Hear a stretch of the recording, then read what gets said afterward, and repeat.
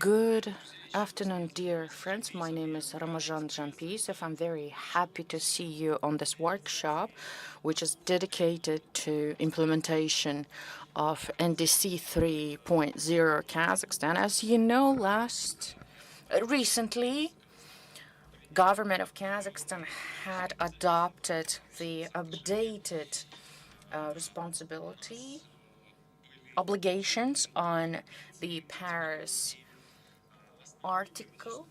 Agreement, and we have updated obligations up to 17% until 2035.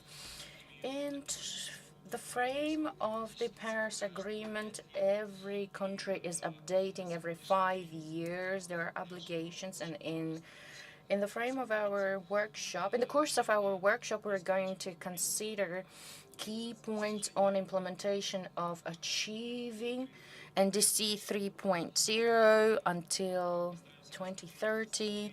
We're going to consider the national policy on inventory of the greenhouse emissions. We have seen that one of the differences and peculiarities third version of NDC, we have new sectors that are involved, adaptation to climate change, and more active engagement on the practices of land use, and it will need transparent system of MRV, and also one of the peculiarities of development of NDC 3.0.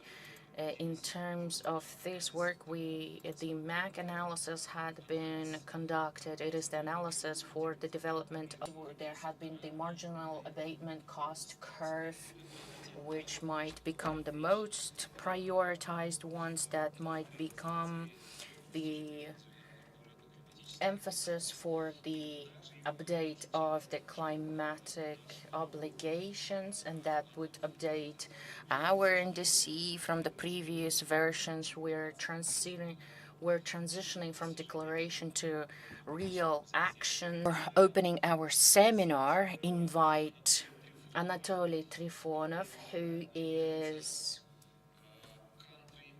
country engagement specialist, international organization that is rendering technical assistance for updating. Anatoly, please, we would like to invite you.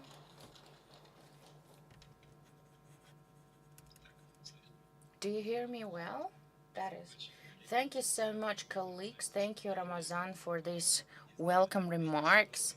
Everything had been already mentioned. Well, you have 3 hours to think about, and I hope that we will have intensive day, and I hope that our audience will be engaged into the discussion, and our experts are here. It is the unique opportunity. Well, I represent also partnership in NDC. We are the source of the funding, first and foremost, and since this request had been sent to the partnership, none of the participants of the partnership couldn't mobilize the resources, so we had to finance directly through the partnership fund that had been established for these purposes. Our fund is not that big, and we have tough competition for the requests and applications that we could support. Why we decided to support this one? Because it is directed towards forming 2 key aspects. In the frame of the first component, there will be efficient monitoring, reporting and verification system in land use and forestry. Another component was the MAC analysis that had been mentioned, that will allow to identify the priority measures in order to include it into Kazakhstani NDC, and which will be included into the implementation plan. which will allow us to track the progress. So every contribution will be identified. And in order to set ambitious goals, I am very happy that we have a wide panel of experts. We have NDPC experts. We have the government authorities. 𝐍𝐃𝐂 is the operator of the systems of the emissions trade, but you are the representative of the government, facilitator of the partnership. Aynur Kabaev, thank you so much for your contribution and organization, and our colleagues from ECOJER, which is the Kazakhstan Association for Regional Environmental Initiatives, which had contributed into MAC analysis, and their contribution into the preparation and update of the NDC had been in a proactive way. Their contribution had been beyond the limits that they had, actually. Thank you so much. I would like to wish you productive discussion. Thank you, Anatoly. Well, as it had been voiced before, the development of the NDC 3.0 had been done with the support of the international partners. Today, we also have in this workshop a representative of the Asian Center on Readiness to Emergency Situations, Bill Holler, who is the head of the program development of the Asian Center, the headquarters, which is in Bangkok. Mr. Bill, we would like to give you floor. Bill, please.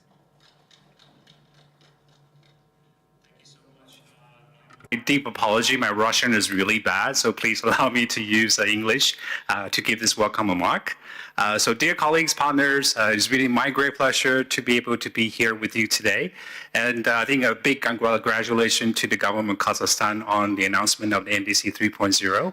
And on the outside, I really want to share our deep appreciation to the Ministry of Ecologies and Natural Resources, and of course, our close partner, NDC Partnership, for giving us the opportunity and have the trust for us to playing a supporting role to have this come to a reality. It is their leadership and their commitment that really help to push the process forward.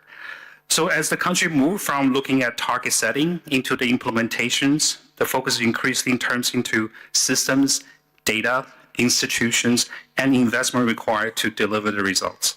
For Kazakhstan, effective implementations of the NDC 3.0 will depend on three major foundations.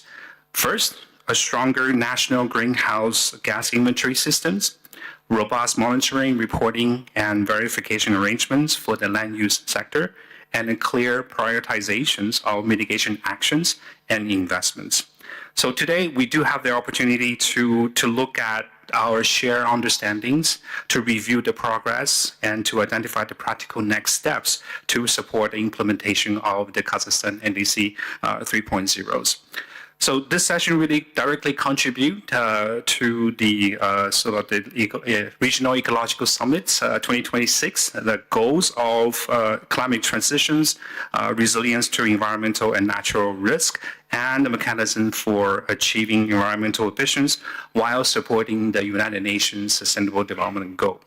So we're very much looking forward to share the experiences, the lesson learned from our projects, and we very much look forward to your contributions, the exchange of ideas, and see how we can really further strengthen the implementation of the NDC 3.0 for Kazakhstan. So again, thank you so much for joining us. Thank you.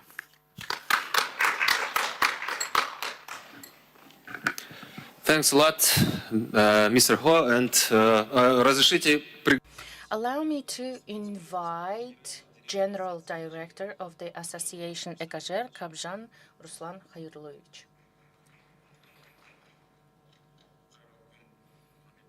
Good afternoon, dear participants and colleagues.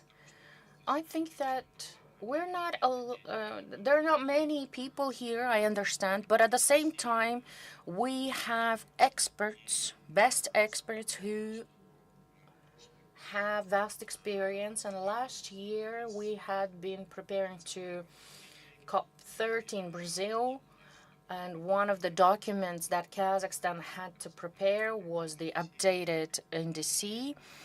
And each COP gives certain tasks, sets objectives, and sets the bar. For Brazilian COP, Kazakhstan had to work on document which would reflect our objectives for nearest period, which is 5 years.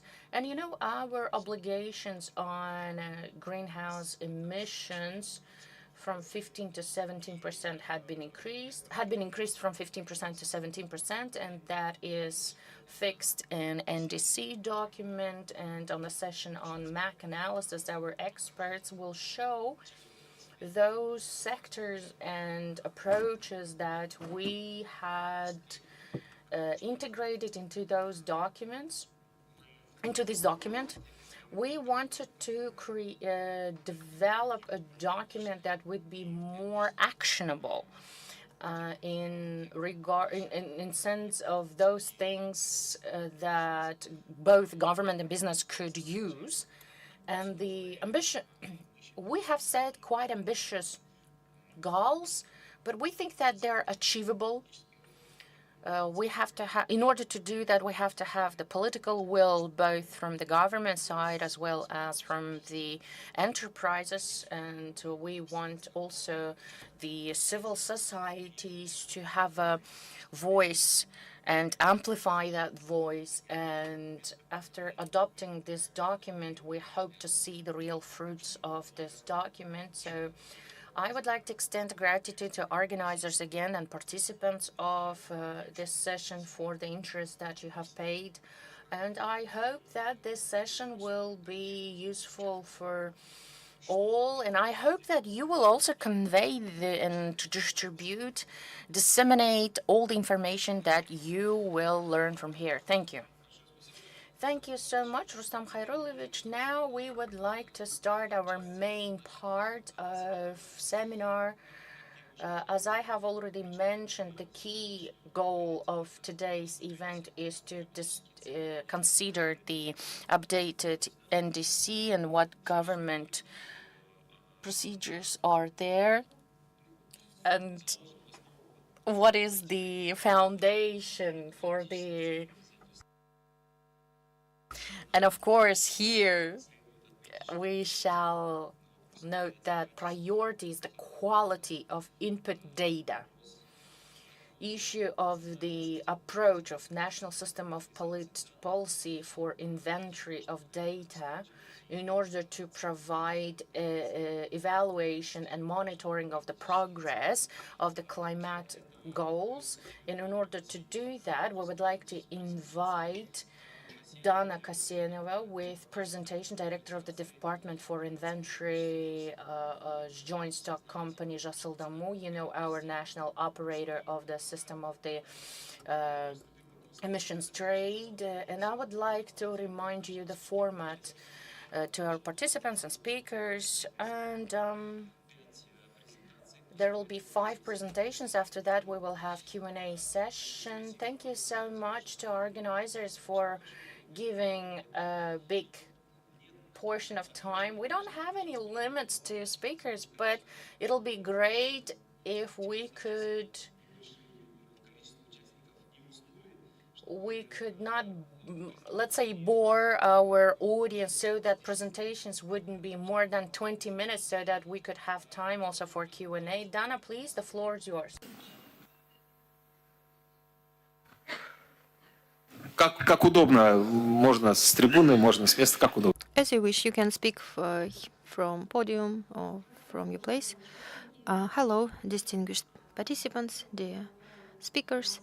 I would like to congratulate all of us with the conducting of this event.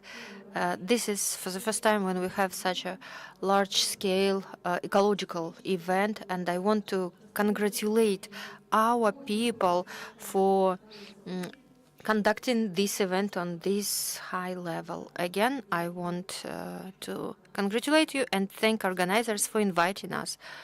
Today, I represent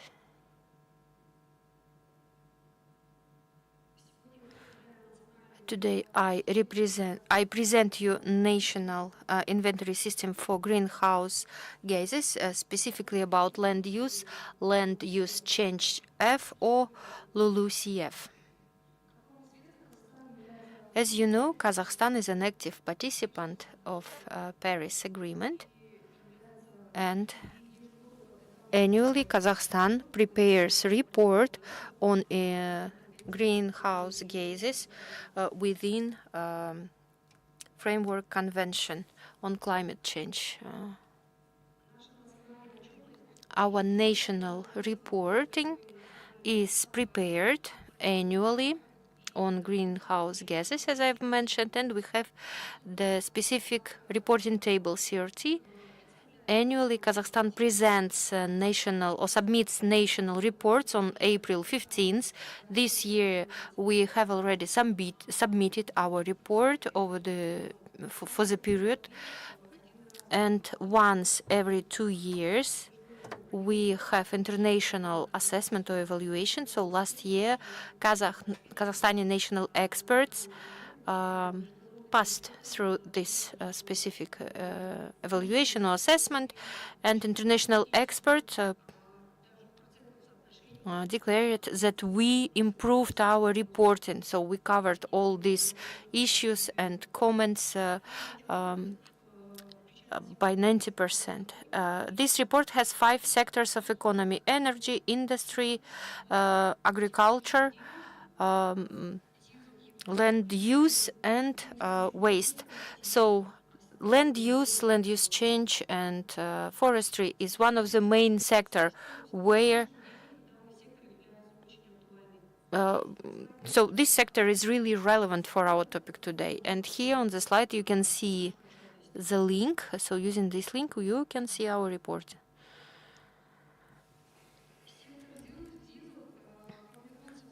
So LULUCF sector is using specific methodology. Thank you very much. We prepare our report and our experts use the guidelines from 2006 and the other document from 2017. But there is also updated version of 2019. This sector, LULUCF, has 6 main categories. So forestry, land, pasture, some other areas. So you see here also some swamps and some other areas. This is presented on slide. When we prepare our climate report, main actors here are the Committee of Forestry and Wildlife, Kazakh Forestry Enterprises, Kazakh Aviation Base in case of forest fires. So the information is provided by Committee on Land Resources, also Agrochemical Service, and their documents are different reports on the use of lands of Kazakhstan. So speaking about pasture or grazing land, pasture land, that's also one of the most important part and sector, and also different hay-making areas. So we also receive all the information from our committee. Then, when we speak about forest fires, Ministry of Emergencies provides all this information. This year, we received information from Kazakhstan 𝐺 𝐸𝐺. So the information, like the satellite data, was given from Kazakhstan 𝐺 𝐸𝐺. This year, UNDP provided great support.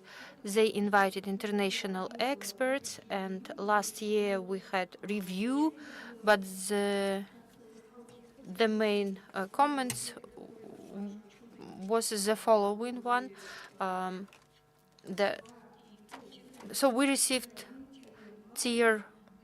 as for tier 1, tier 2, we received recommendations that we need to present metrics of land use also on the high level. Before we presented metrics using tier 1, so the specific recommendation was given with regard to our approach, so that we would move to level 2 or tier 2. And again, I can say that we've achieved good results, because this year in our national report we submitted the metrics on land use, where we took into account not only land plots of these categories, but also some lands that are coming to land use from some other categories.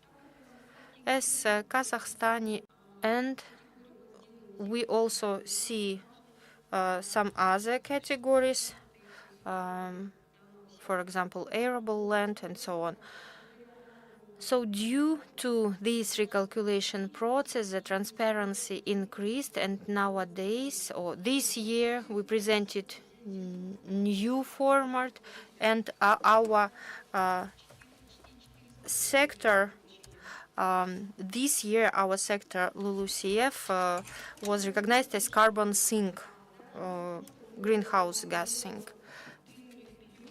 We have moved ahead. However, there is always room for improvement, and now there are still some concerns. So we need to collect more precise data about some lands that are changing their categories.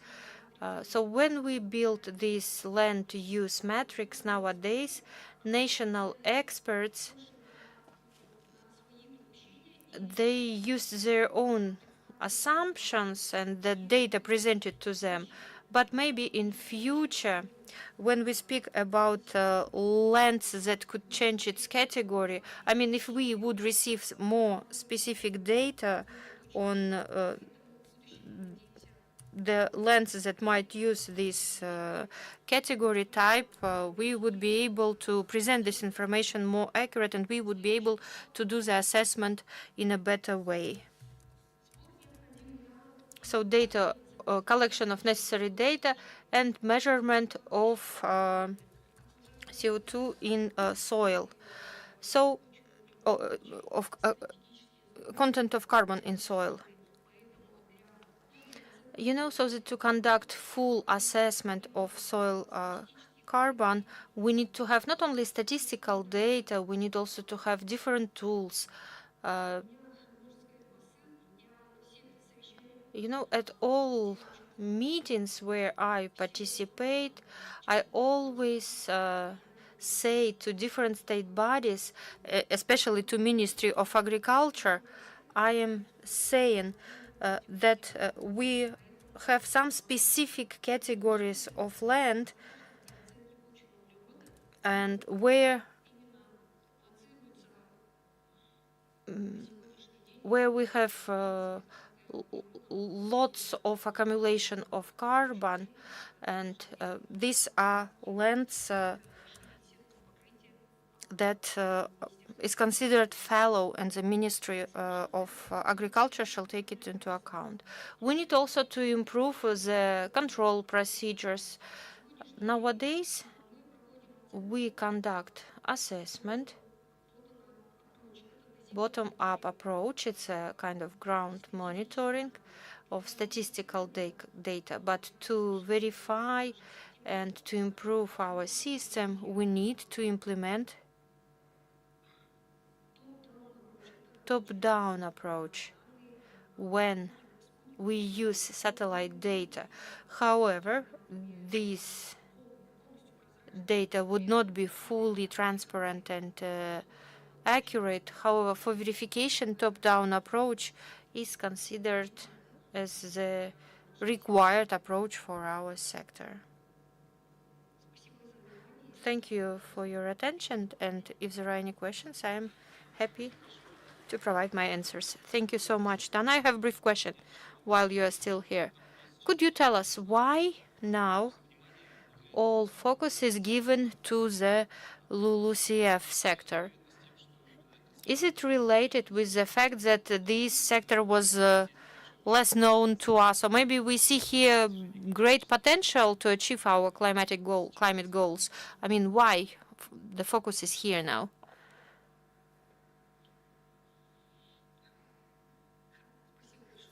Thank you very much. It's a very good question.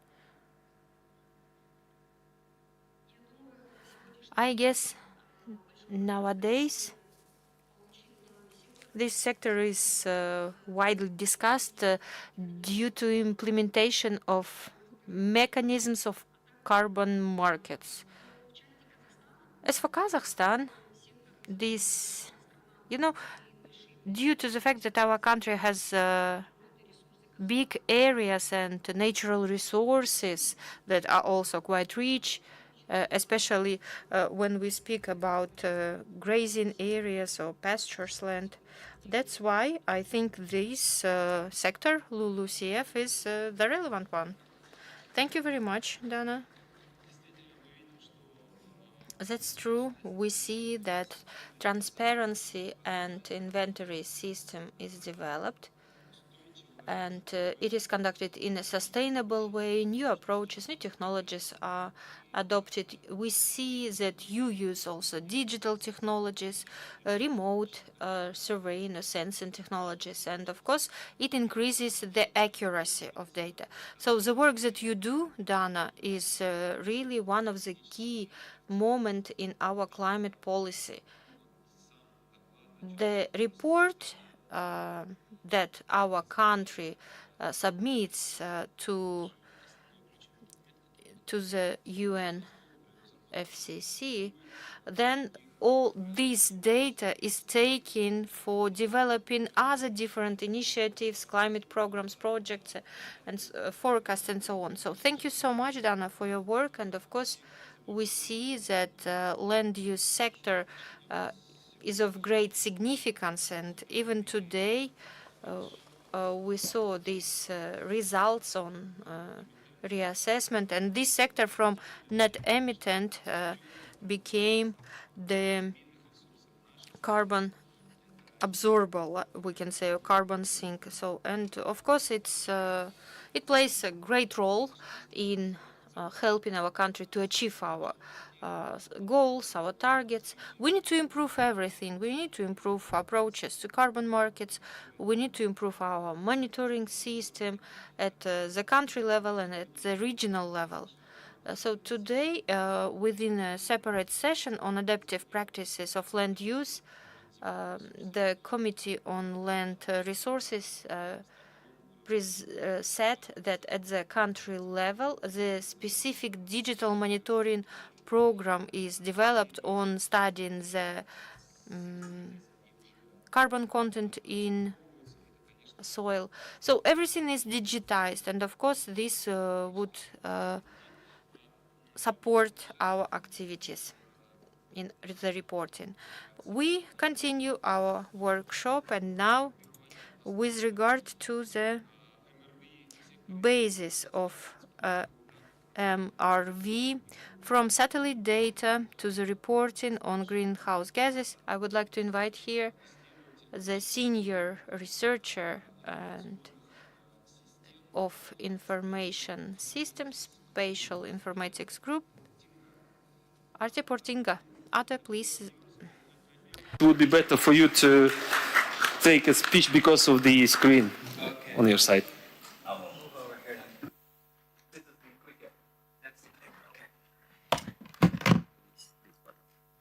So thanks a lot for the committee for giving me the opportunity to present some of the work that we did. And the previous presentation is really music to my ears, because there were some gaps that were identified in terms of looking at land cover, looking at land use. And today for you, I have two presentations. The first one is more on MRV as a framework. The second one is on the specific analysis that we did for Kazakhstan. Because I think not everyone here in the room is specifically familiar why we do MRV. And as we have heard in the NDC, there are different components that we look at. We look at the MAC analysis, so we look at what have been the emissions or what are the current emissions from, for example, the industry. But as was mentioned here, emissions from land cover are also very important. So if you think about countries like Brazil, countries like Indonesia, there is a huge amount of deforestation. So there is a lot of emissions in those countries that actually comes from land cover conversions from forest into other land use. And as was just discussed or explained, there is also a lot of opportunity for storing information inside the landscape. So if you start planting forests, if you start forest restoration programs, a lot of the carbon can actually be stored inside the landscape. And that's why we have very specific guidelines on how we do MRV. So what does MRV stand for? It stands for Measure, Report, Verify. That are the three different steps that are very critical. It's also becoming more and more important in specific compliance frameworks. And it's very important that this is done in a very systematic way, that it can be repeated by, for example, independent auditors, and that it provides, that is grounded in reality. That's also very important. If you look at historical reports from, for example, different countries on their land cover resources, on the amount of deforestation, we find that there is always a mismatch between what has been reported and what actually went on. So these specific standards are very critical, that we follow the right steps in doing the type of reporting. And it also builds trust, because these same frameworks are, for example, also used in voluntary carbon markets. So if a country wants to engage in selling carbon credits, the MRV reporting or the 𝐸L reporting is very critical, because you need a closed system where everything that's reported in, for example, the forest emission reference level or in the NDC matches up with the different projects that you have in the country.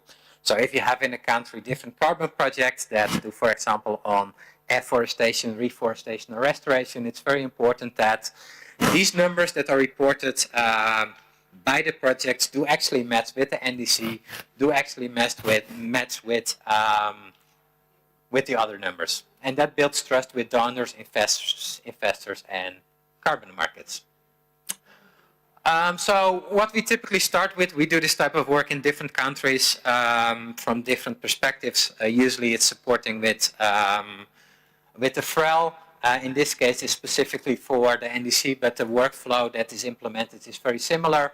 So we first look at what exists. We already saw in the previous presentation on different accounting that was already done regarding land cover. We used some of those data sets. We looked at it very carefully. But what currently doesn't exist is an annual system for doing satellite-based monitoring. So no nationally consistent land use, land cover time series exists. And our expertise lies specifically in using satellite data and extracting land cover information from satellite data using sophisticated artificial intelligence technologies. And we can do that for different years. So we don't only do that for a single year, for example, 2024, 2025, but we can also go back in history and we can make a comparison between different years and then see what is going on.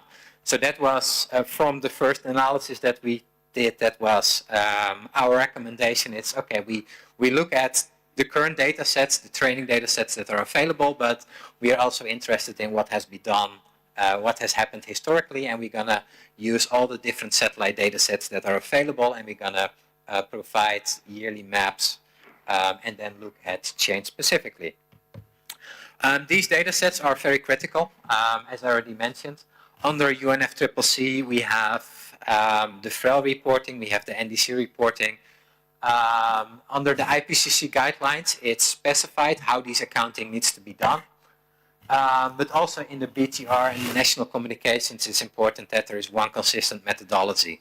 So what we propose here is, and what we present here, is a methodology that is aligned with the IPCC best practices on creating land cover map, on looking at land cover chains. But it can be used in different frameworks. So it can be used in the NDC, it can be used in 𝐬𝐴 reporting, it can be used in BTR reporting, and it also does align with Paris Agreement, Article 13. So the way that it works, as already explained, we have satellite data sets. From the satellite data sets, we derive land cover data sets, and then we look at specific areas of change. And then for the specific categories that we have defined in our data set, under IPCC, we have, for example, forest. You can also go into more detail, so you can look at specific type of forest, specific forest types. There is grassland, there is other land, there is settlement, etc. And each of these different land cover categories has specific emission factors. In a forest, for example, a lot of carbon can be stored. In bare land, almost no carbon is stored. So if you have a transformation from forest into cropland or from forest into bare land, then that conversion path can be calculated, and then we can see what the amount of total emissions are.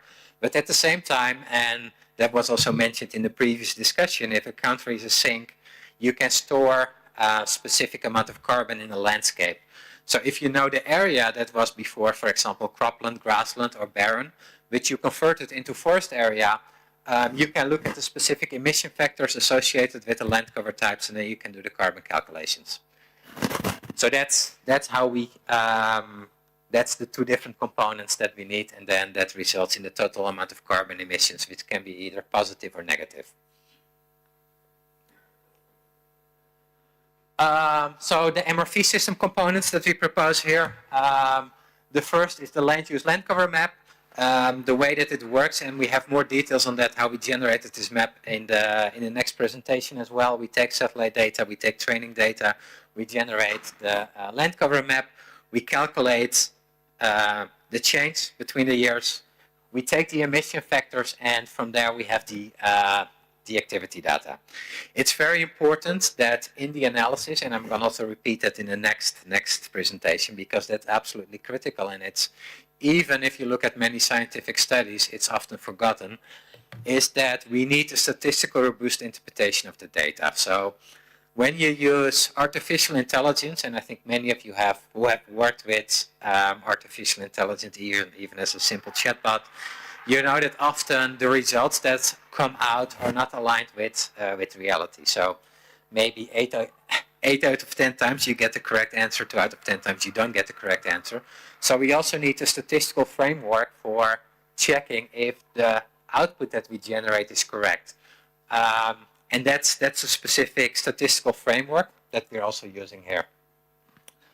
From that we can create the land use land cover transition matrix, we can do the greenhouse gas calculations, and from there we can do the final reporting.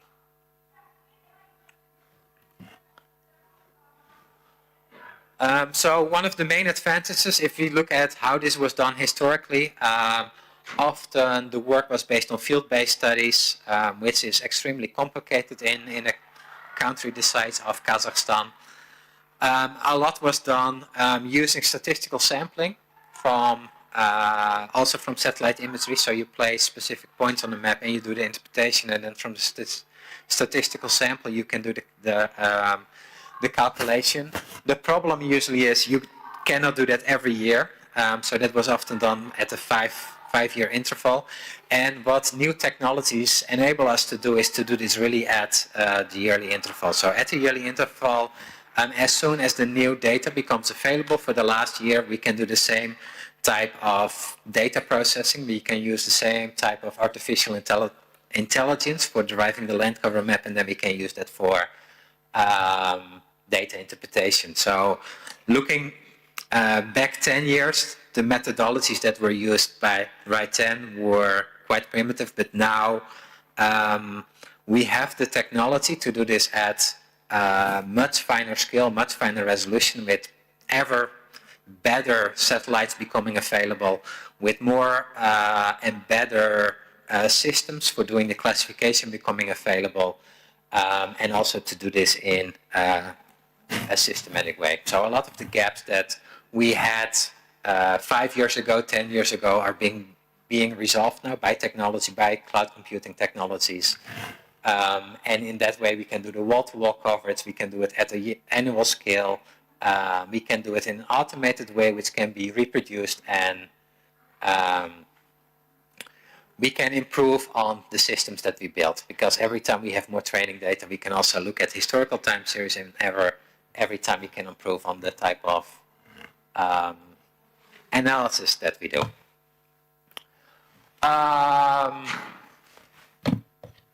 So as I mentioned, we want to propose a system for Kazakhstan to move away from the cadastral survey limited data set, use satellite data, using our time series that we generate in the next presentation. I'll present you the technical details to and improve on that methodology, and then create an operational annual data set.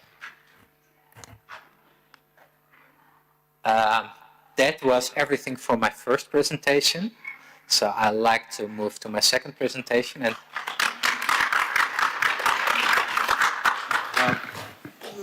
let's ask our participants, maybe they have a question for you.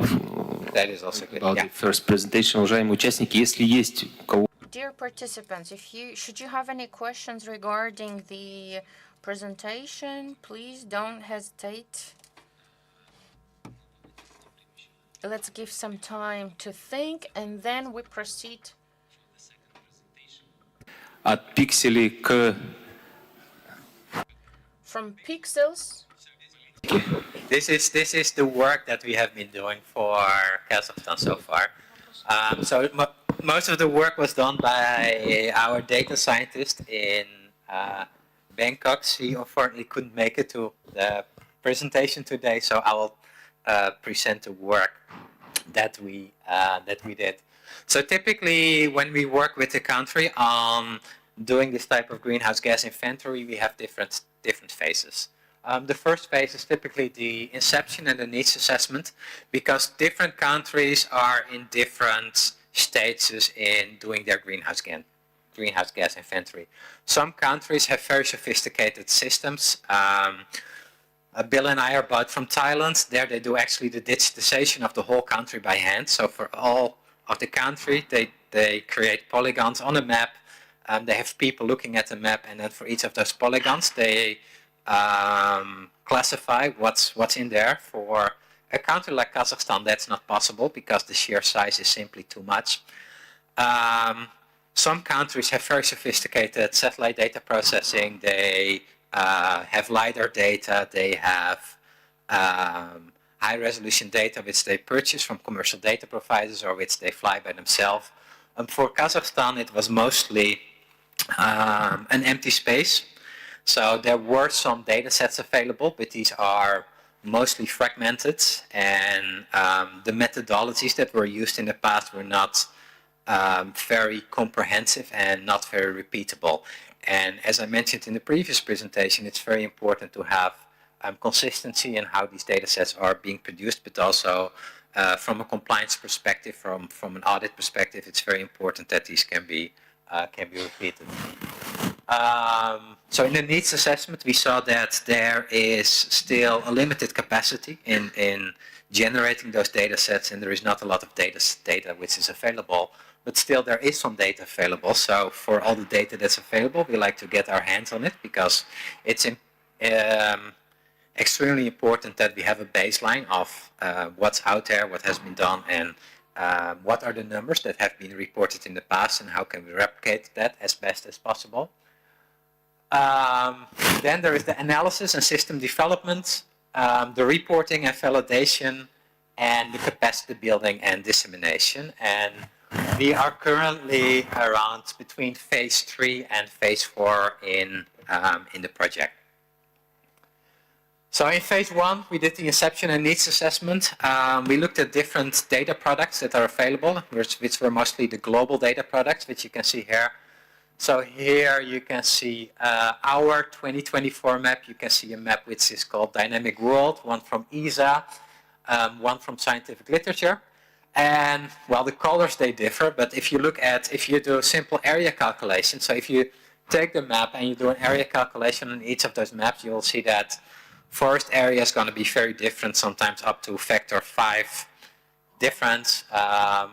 So these are not very consistent, but also if you have a time series of maps, these time series are often also not very systematic. So if you take, for example, Dynamic World, which can be generated for multiple years, if you take a 2022 map and a 2024 map, and you do a comparison in forest area, there might be huge areas that are gone in the map. So it's very important that these data sets are grounded in local training data because they contain information from many different parts of the world. If you train them with data from other regions, the results are usually not very robust. So, but still, it's great to have those maps as a reference frame because in the end, they do a good job in giving a global overview of where the different locations are. One of the key components in creating those maps is collecting training data. Because we need to train the AI algorithm what is what. So we need to explain to the algorithm using satellite images, this is a forest, this is barrelland, this is grassland, this is settlement, etc. We had different people doing interpretation on satellite images, on historical satellite images, so just putting points on the map.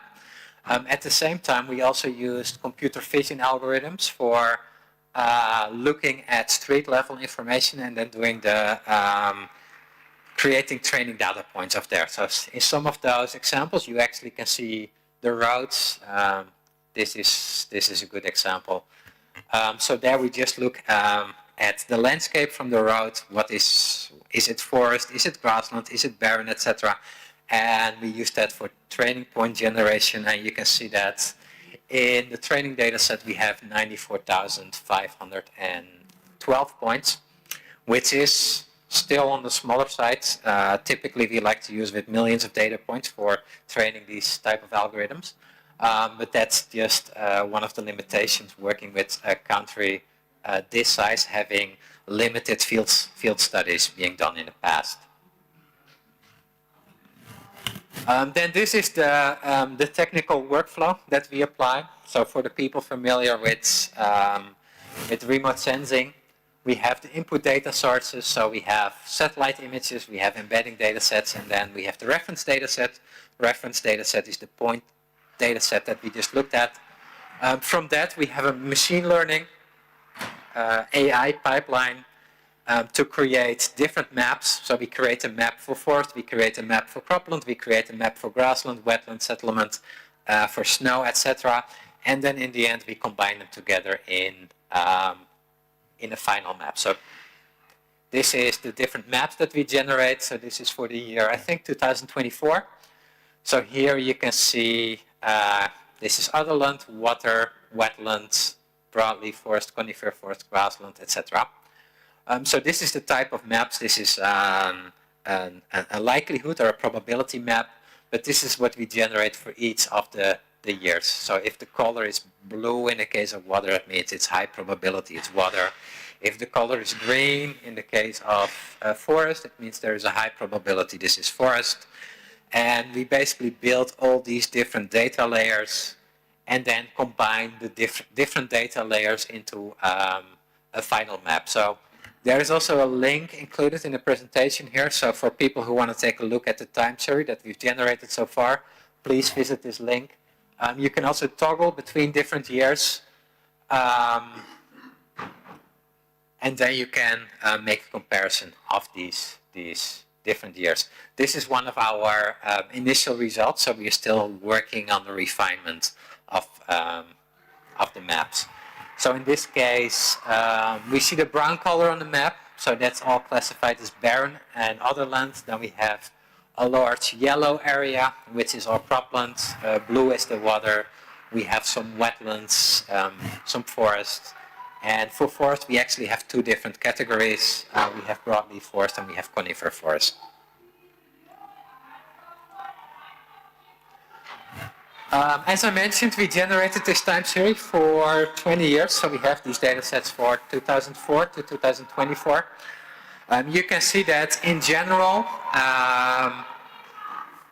the difference in distribution is quite the same. So we have most area in other land, then we have a large portion in grassland, we have a large portion in cropland, but then you can also see that these bars, they change between years. So for some years we have a lot of cropland, for other years we have less cropland. That's something that our data scientists are currently looking into. So what are these specific change trajectories? What we have seen so far is some of the results there is confusion between cropland and grassland, or between grassland and other lands, because some years you might have more rain than other years. So even in the barren land, you might have an expansion of maybe some vegetation growth, which is being picked up by the satellite. So that's all the different change information that we're looking at, and that we are interested in. The phase 4, so what we are now going to do is the accuracy assessment. So we're looking at what are the areas of change, what are the areas that are stable. We put points in those areas and we do an interpretation on those points.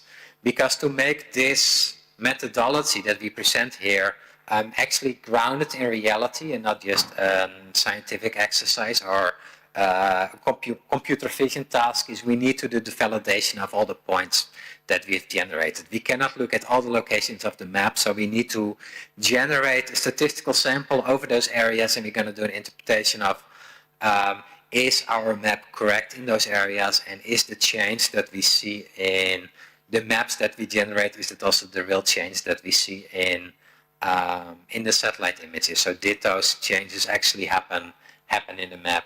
Because that's how we do the calculation on the areas, and that's also how we do the calculations on the carbon estimations.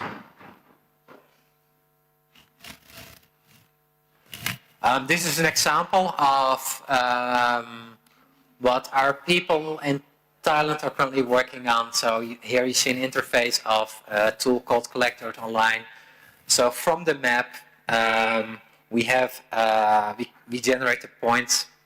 For example, when the map says forest, we really want to know, is this point forest? And then we're going to look at the satellite image, and we check on the satellite image what the specific land cover type is.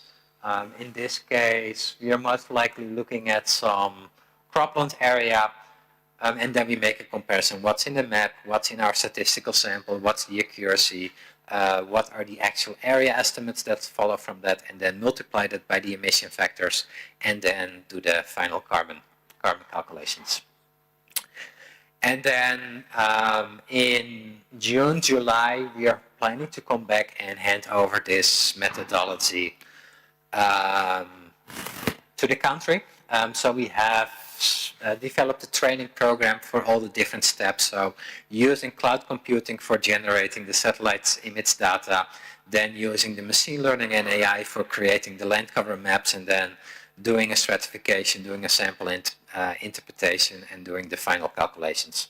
Because for us it's very important that the ownership of the methodology lies within Kazakhstan, and that the methodologies that we have applied, which are in compliance with the best guidelines and the IPCC guidelines, are being implemented so that these data sets can be improved, methodologies can be improved, uncertainties can be smaller, and then these numbers from land cover change can be used for the NDC, can be used for the UNFCCC reporting, but can also be used, for example, to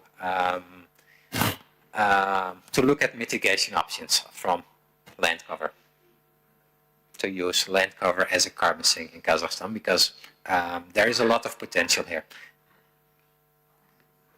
Thank you.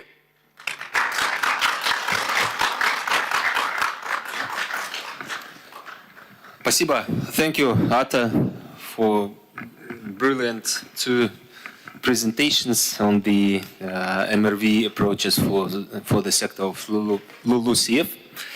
Уважаемые коллеги, если будут вопросы, Dear participants, should you have any questions, you can raise your hand and ask the question. мы будем двигаться дальше. We are going to move on. And as we've already said, one of the distinctive processes on the development of updated NDC up to 2035 was the approach on MAC analysis. This analysis is quite famous and commonly used tool when we plan climate actions. This analysis helps us to understand the potential for reduction of greenhouse gases at the country level, which measures would be in priority, and how much it would cost. I guess you would be interested in knowing the results of this approach, and let me now invite here the Executive Director of 𝐂𝐳𝐶, 𝐬𝐵 Please, the floor is yours.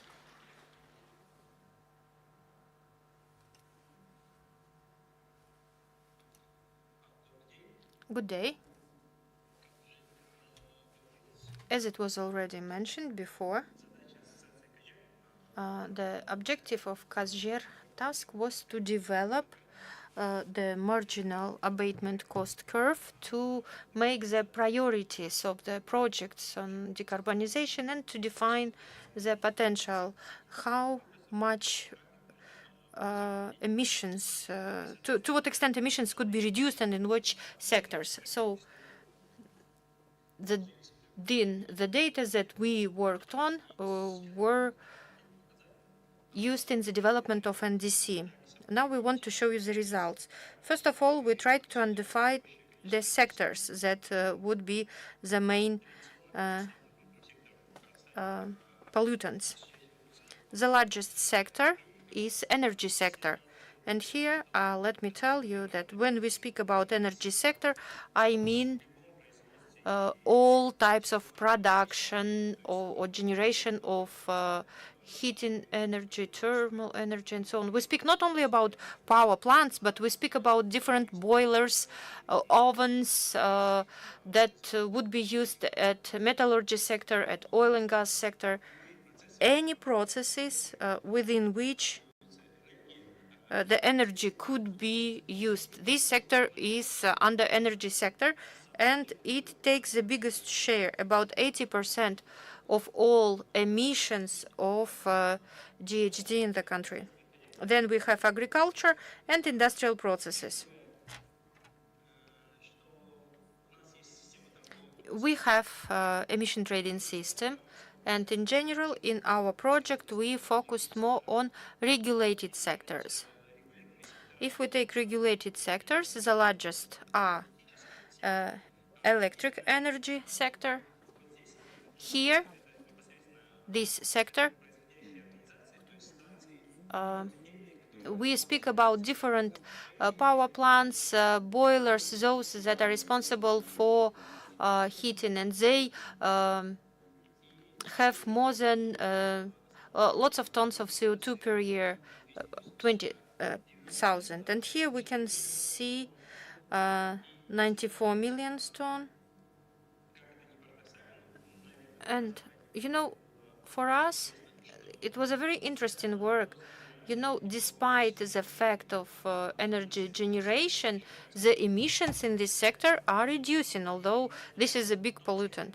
And this is the sector where, if we compare with other sectors, we see in other sectors they have less emissions. However, these emissions are growing in the other sectors. But when we speak about energy sector, from year to year, this sector reduces its emissions. Maybe it is related with the fact that number of different facilities working with renewable energy sources is growing. I mean, it's not the subject of our study. However, as ECOJER, we all the time proposed to the government to rethink of this coefficient of emission. we have the coefficient 0.85, but this was calculated in 2013, and nowadays, when we have so many low carbon energy producing facilities, this coefficient shall be recalculated or changed. That was our proposal. The other large sectors responsible for these challenges is oil and gas sector and metallurgy sector.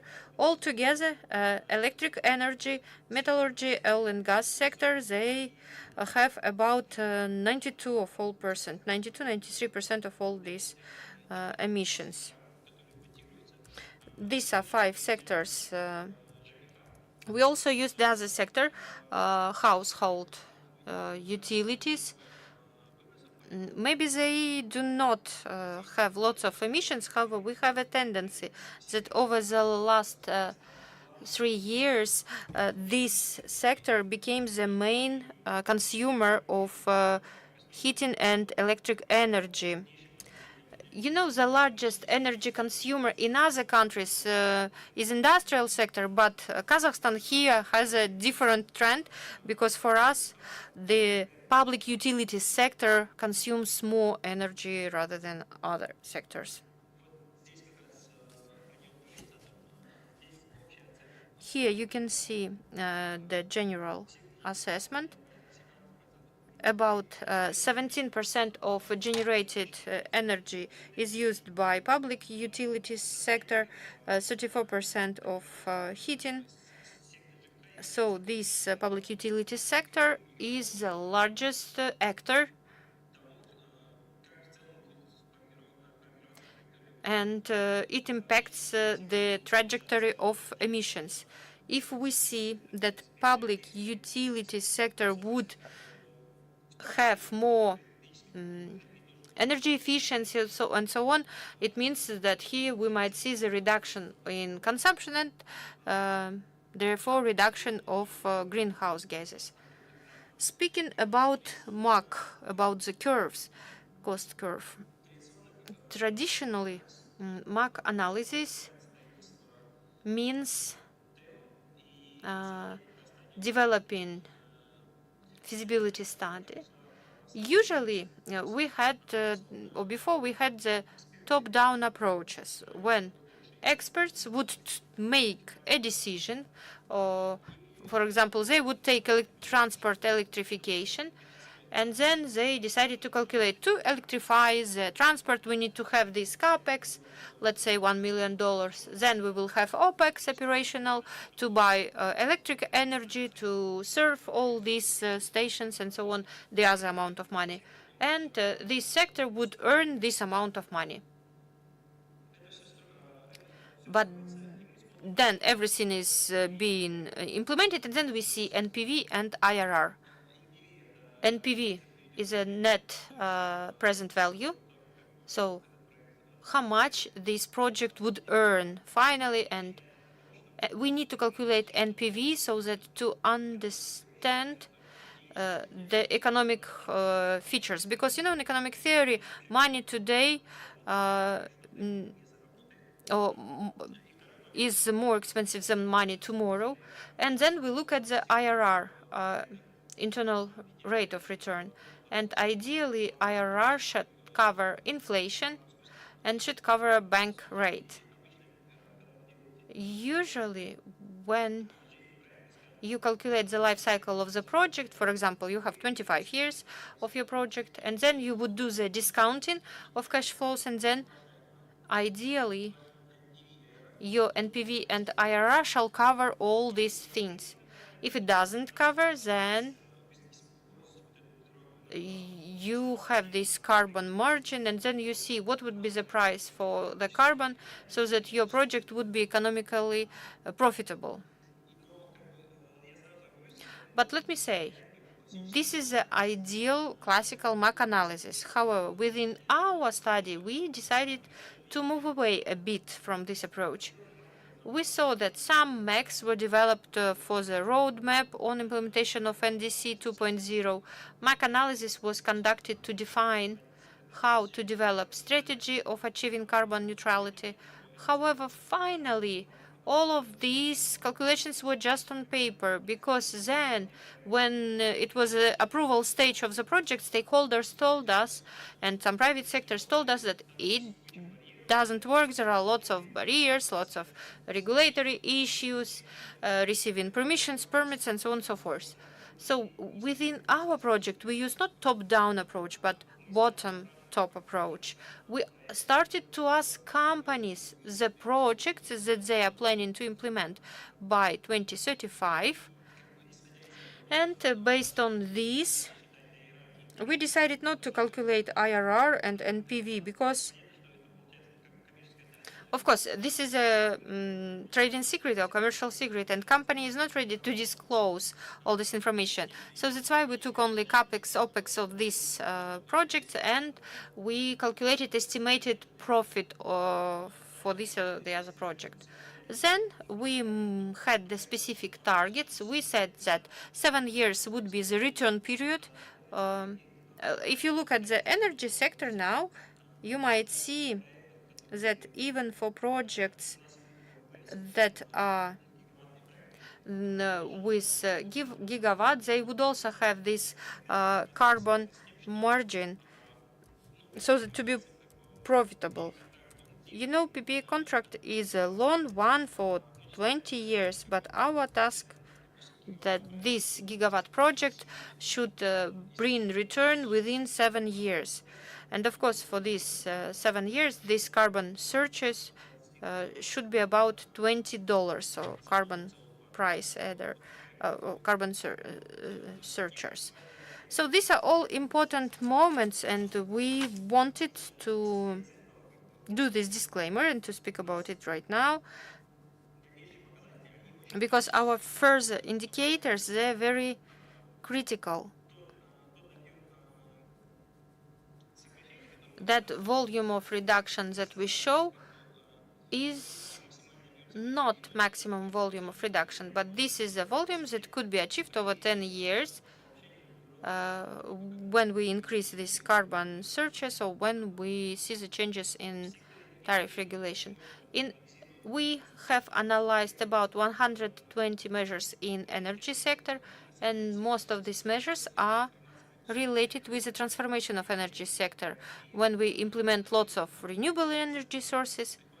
As for NDC, in NDC they have about 11 million tons of CO2. All other measures are modernization, replacement of boilers, increase of KPI, and so on and so forth. In metallurgy sector is a sector which showed lots of measures with negative price.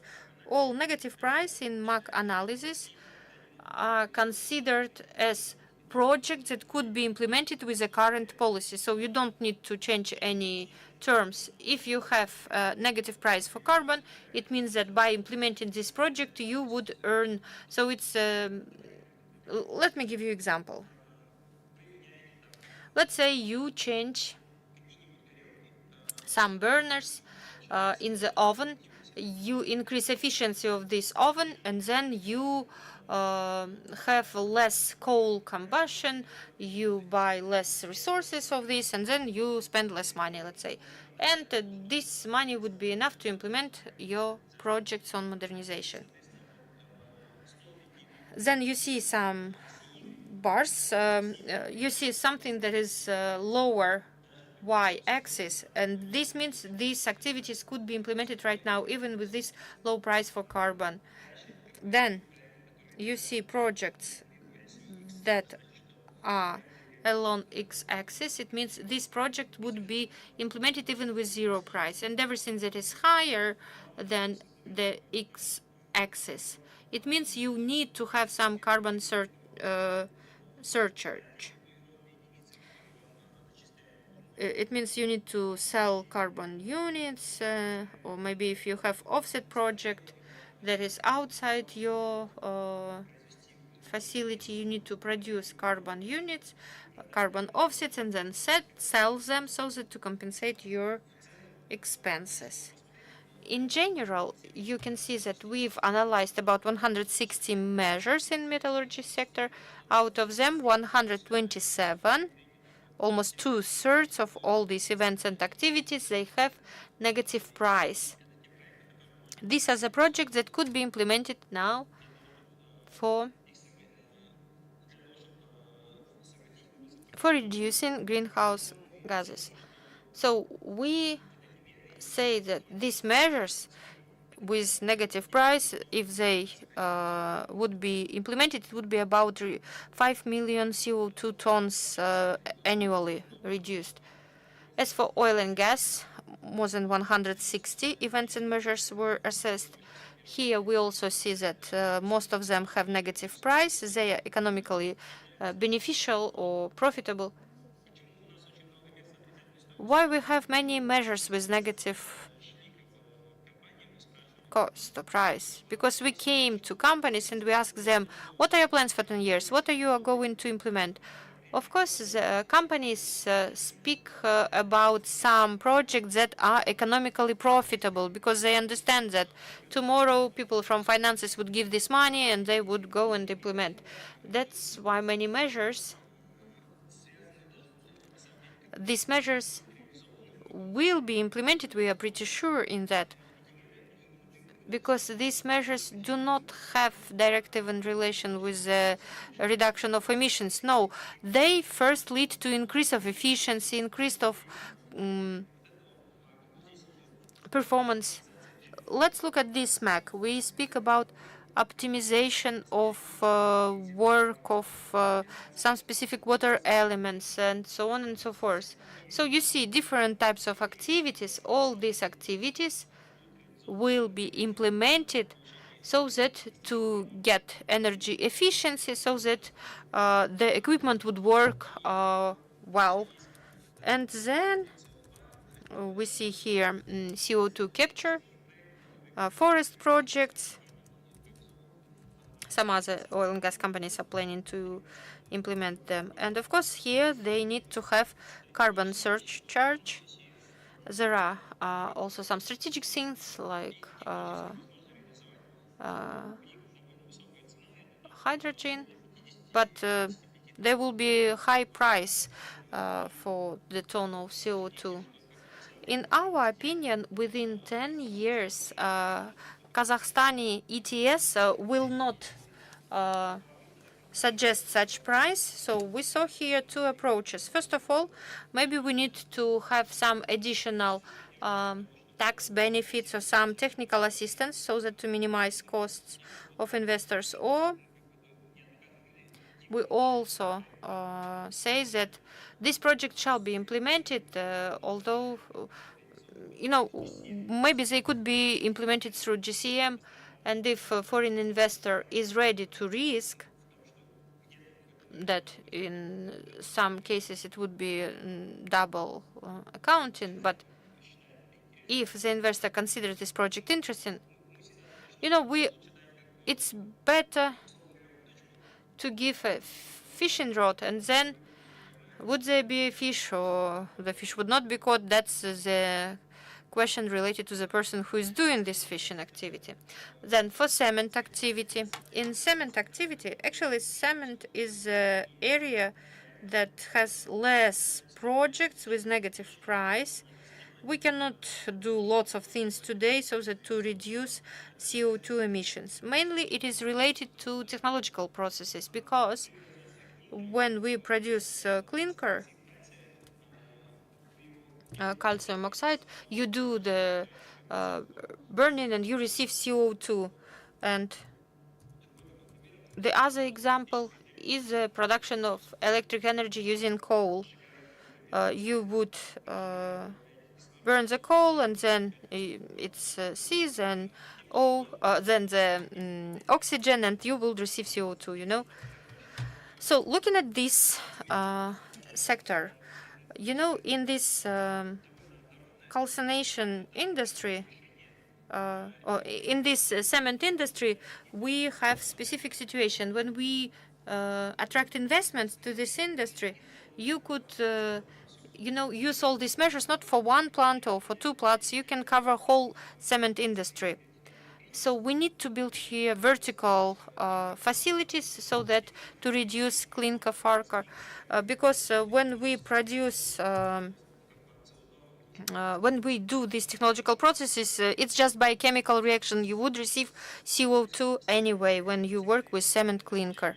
All these measures are related with the reduction of clinker factor, and you can reduce it by using some slags, some other waste from metallurgical industry. But this is outside ETS system, and the government need to work here. So in order to purchase, well, you could have purchased that, but we are in the general or common market. We also have Iran, for example, or Russia that doesn't have any kind of regulation. They are not bearing any expenditures on the carbon. So that is why it is difficult for us to buy the waste and then pay for the transportation. If this part could be regulated so that we could have some benefits, so that we could take those wastes and then use for the clinker, and in order to have the cement with a lower carbon.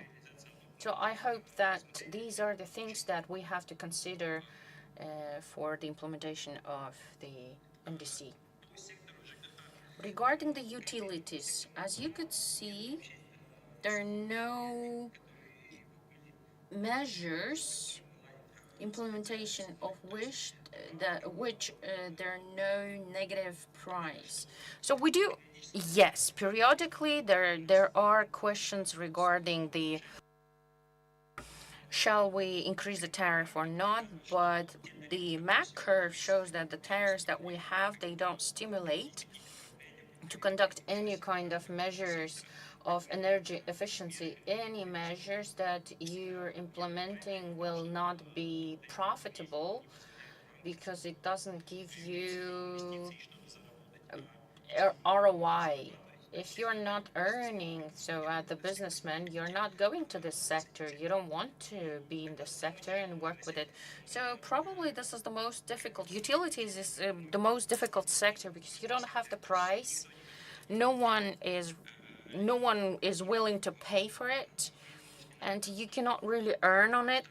And the second constraint is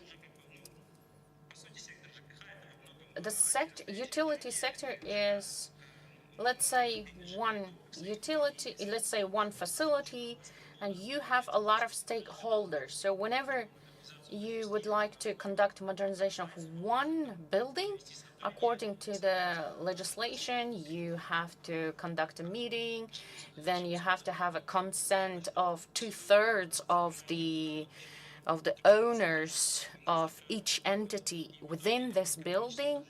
So economically, it is not really beneficial.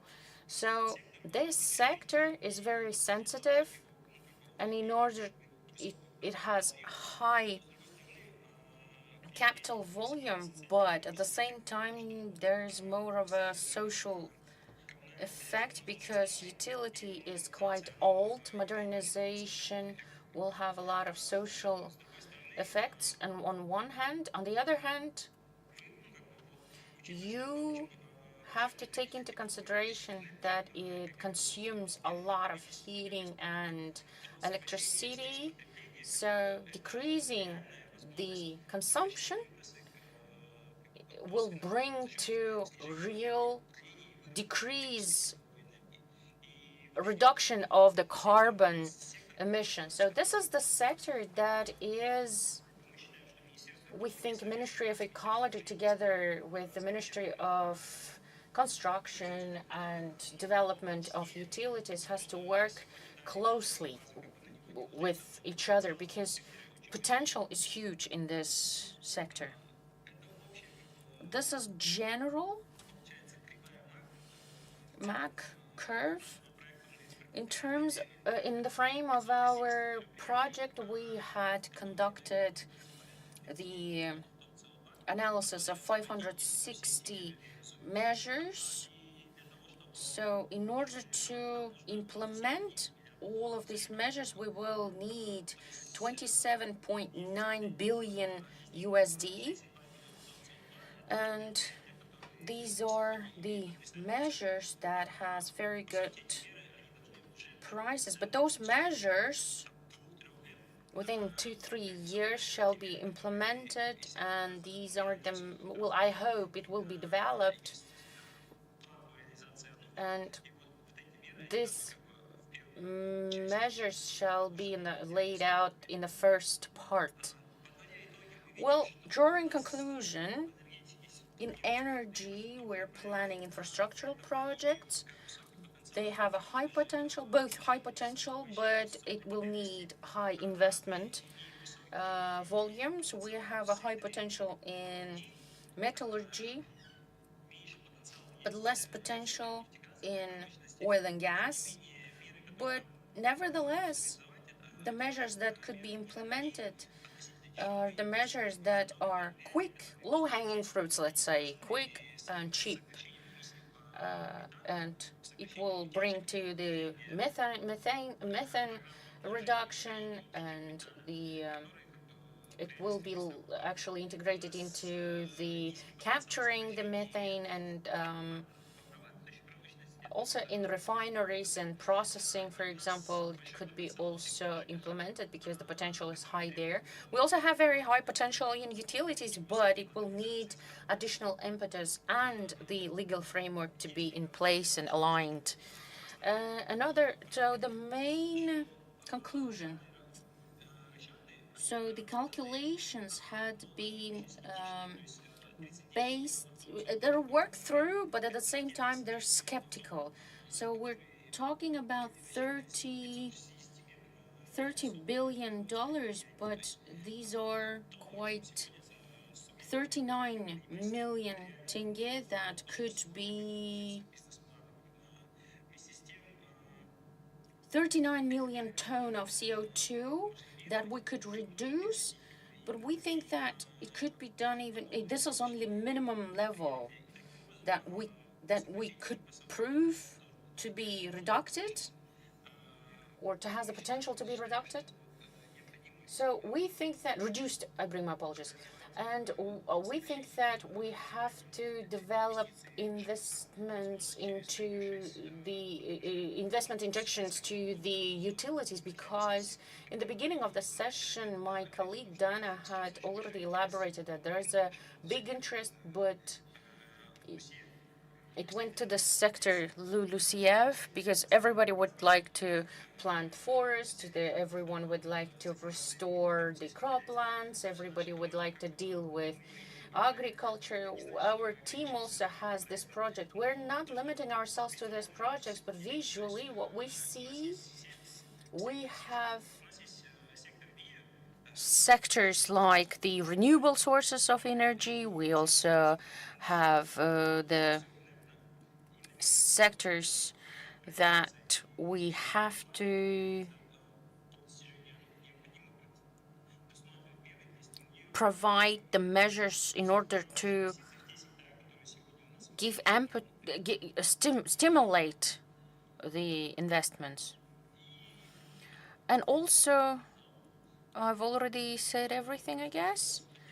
Again, we would like to assure again, 39 million ton of CO2 is just a minimum.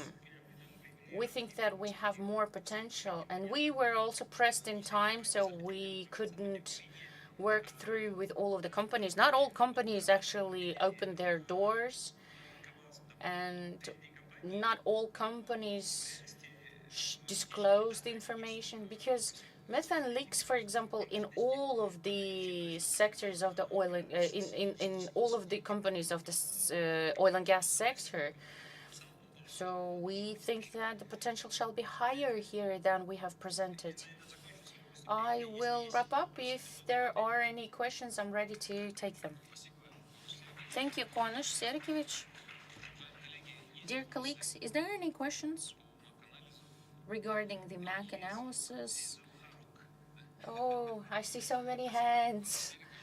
Okay, thank you so much, 𝐻𝐿𝐴. Very interesting work had been done. We see that there is a foundation that we could rely on. The next stage shall be the planning, the implementation of NDC achievement. Allow me to invite Aynur Kobayeva to present the country facilitator of NDC Partnership. Aynur, please.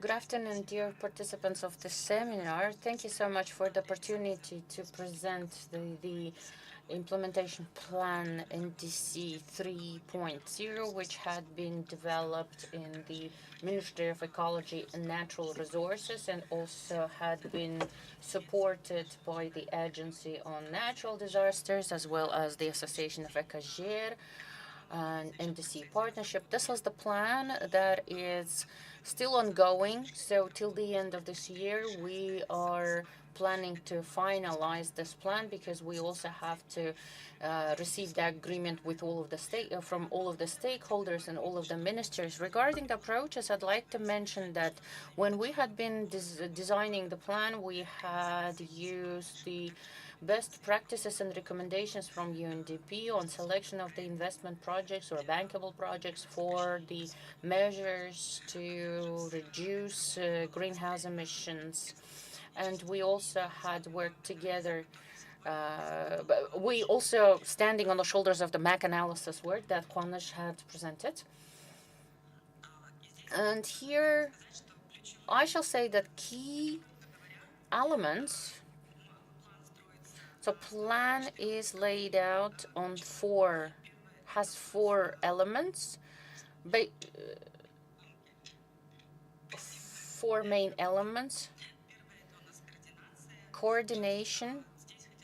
So here I'd like to say that it is important to have interdisciplinary coordination so that all of these plans shall be implemented and all of these measures shall be agreed and aligned with all of the organizations, with all of the government bodies. And it is also important to develop the sectoral plans on every single sector, the transport, agriculture, oil and gas, and other industries. It is important to have sectoral plan in order to have concrete reflection in the concepts, in the regional development overall. Third element is the monitoring MRV in order to track the progress and when it is necessary to correct those measures, because until 35 it seems like 10 years, but 10 years flies by so quick, so it is difficult to monitor. So we have to monitor the progress every single year. So our plan of implementation, in order to see up to what extent the plan of implementation aligns with the goals that we had set in order to achieve.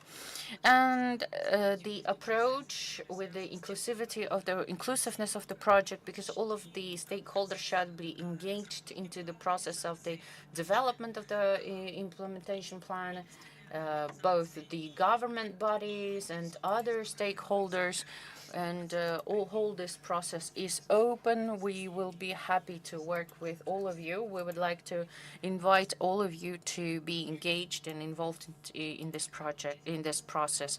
Here, I'd like to say that another thing, another aspect is the investment plan. It is important so that once the plan is implemented, we could have clear investment needs for each of the measures and identify the clear cost. And also, investment plan shall be directed towards to de-risk, conduct the deep analysis, and lay out the foundation in order to attract the investments.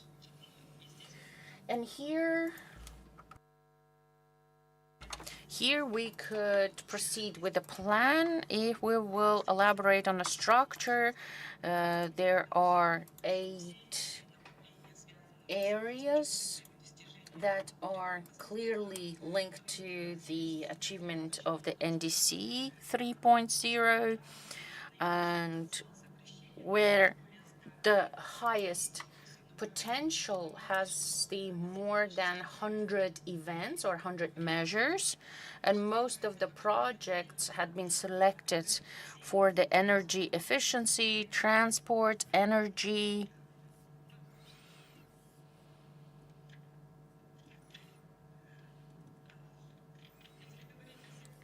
regarding energy sector.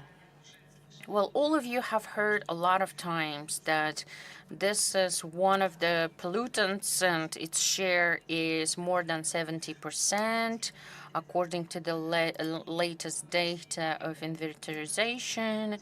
All of these measures had been selected based on the MAC analysis, and that is why we think that key areas of the sector is the development of renewable energy, wind and solar and power plants, modernization of thermal power plants and reduction of specific fuel consumption, implementation of energy storage system and smart grid network infrastructure. And nowadays, I was happy to hear that a lot of donors and international partners are ready to develop the platforms and develop the measures that will be directed towards achieving the NDC, and I hope that those platforms will create pipeline of projects so that those measures would be implemented in reality. Energy efficiency and energy saving measures cover several sectors. Well, advantages are why there are 28 measures, because they're not that expensive. And from this 28 projects or measures, we can spend minimum of means and have results right away.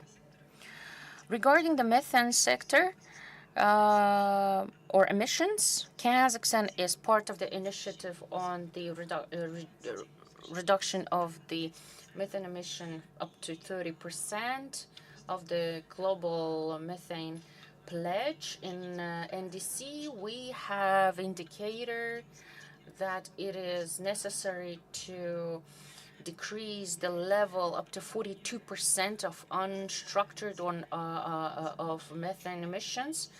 And that is why we have to create regulatory framework, which will include the development of a program to reduce and regulate methane emissions in economic sectors, methodology of coal mine methane, which will include the development of a methodology and coefficients for determining coal mine methane is the basis for accurate accounting in the national cadastre. Another sector is the industrial processes, 14 measures. It also occupies a big share of the emission volume. Konch had already elaborated on the measures or projects that are planned in this sector by some of the companies, but these measures or projects, they're quite expensive because it'll need big technological change, and in the plan of the implementation plan, we had included 14 projects or measures in steel, cement, chemistry, compressed air. And of course, there are other projects, but on the slide, I didn't list all of them. But you could see in general where I'm going.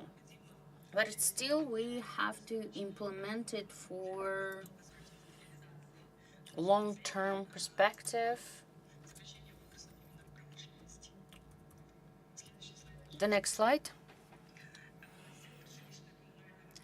Utilities, housing and utilities sector. It is also in NDC. We have to conduct modernization in housing and utility sector, and energy efficiency is one of the key measures. Thermal modernization, modernization of roofing, enclosing structures, installation of heat pumps, thermal modernization of apartment buildings or residential buildings and private households or homes, and engineering networks of the residential buildings. And I hope that we will be able to implement in this sector in order to achieve our goals. Сектор транспорта. Ну, в секторе транспорта, конечно, выбросы в основном приходятся на использование. Next, we have transport sector. Again, here we speak about such measures as electrification, development of alternative types of fuel, and modernization of infrastructure.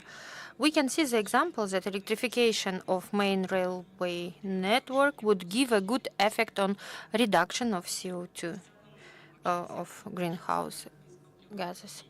In general, we see that we have more electric vehicles. Next, also very important sector is the agricultural sector, LULUCF, and waste sector. Here in LULUCF, this sector makes its contribution more than 9%, and the most important here is to include climate projects, forest climate projects, for example. Well, if climate projects are implemented by large industrial companies, then we also want to adopt action plan to reduce the area of degraded lands. As for waste sector, we want to have to have the reduction of 42%, recycling of glass waste, implementation of glass container recycling system. We do also have plans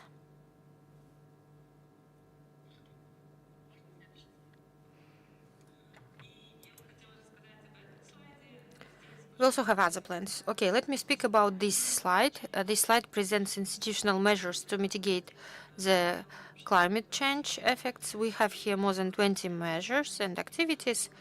For example, investment plan development, and I explained why we needed climate labeling of the budget, implementation of Article 6 of Paris Agreement, carbon budget development, national plan, carbon budget, and some measures that are related with the protection of vulnerable groups. Why we need these measures?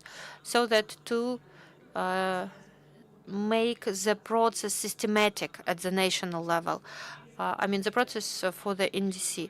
Without all these measures, we will not be able to implement some other measures. So these are stimulating measures so that to further to fulfill all other measures and activities aimed at reduction of CO2.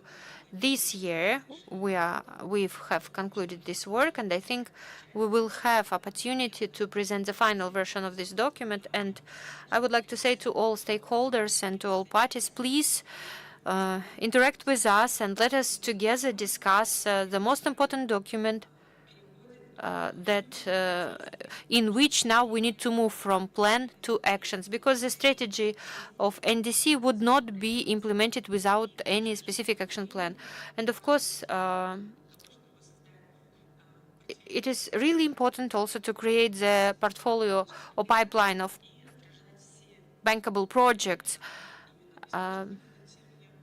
We also need to think about this finance source for every sector. Well, thank you so much. And if you have any questions, I'm ready to answer. Thank you very much, Aynur, for your presentation.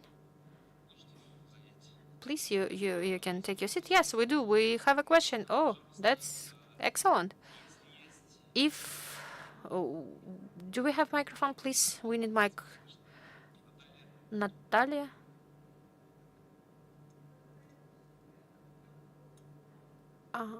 Interpretation is not possible. Interpreters do not hear the speaker without microphone.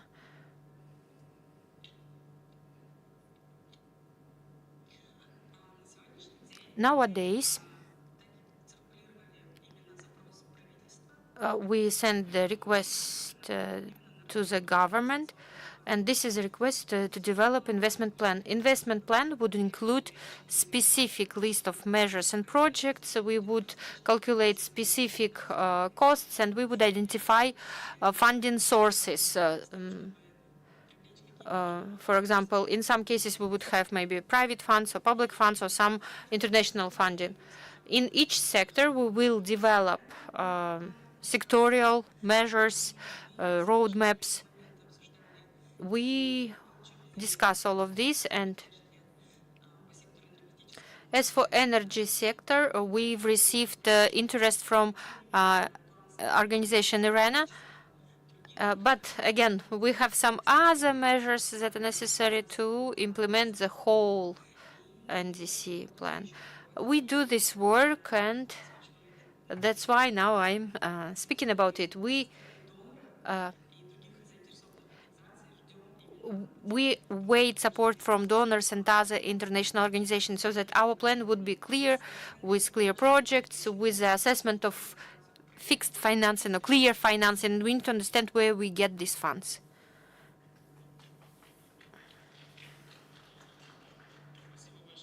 Thank you very much. We are coming to the final part of our workshop. So, what we see today? We see that the picture is quite clear. We know how many emissions we have. We know what are the possible measures and approaches. There is a pool of projects that has been assessed, and we see more potential in our country level.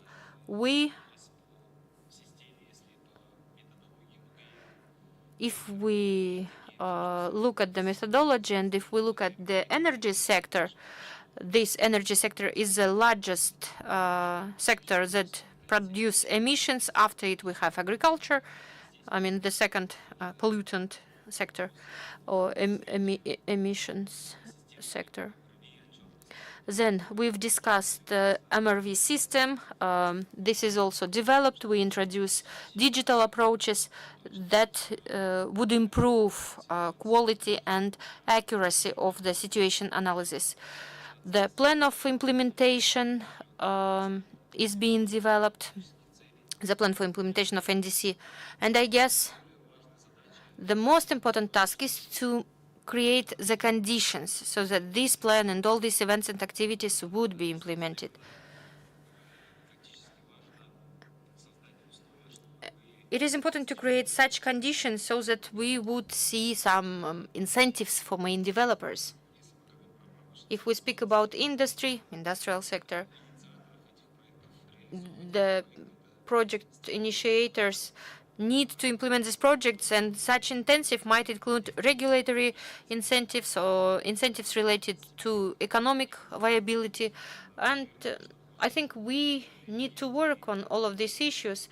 But there are also measures where, besides climate features, we also have social features. For example, let's take public utility sector of energy generation.